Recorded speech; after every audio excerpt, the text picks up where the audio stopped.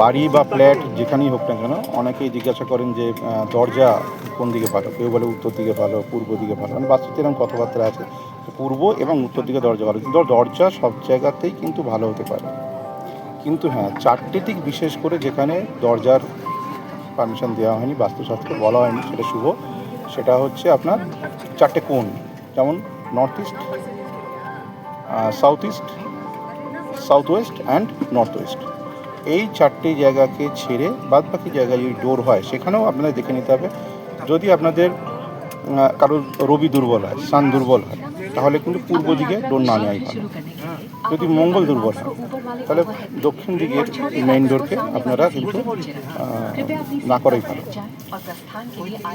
Saturn যদি কারোর দুর্বল হয় বা অশুভভাবে থাকে তাহলে পশ্চিম দিকে মুখ্য দরজা কোনই না করাই ভালো।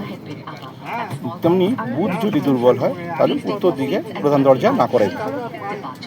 এছাড়াও দেখতে হবে যে যদি কারোর চন্দ্র ভালো থাকে বা শুক্র ভালো থাকে বা কোন প্ল্যানেট কী অবস্থাতে আছে তার উপর কিন্তু নির্ভর করবে আপনাদের মুখ্য দরজা কোন দিকে হবে, কেমন।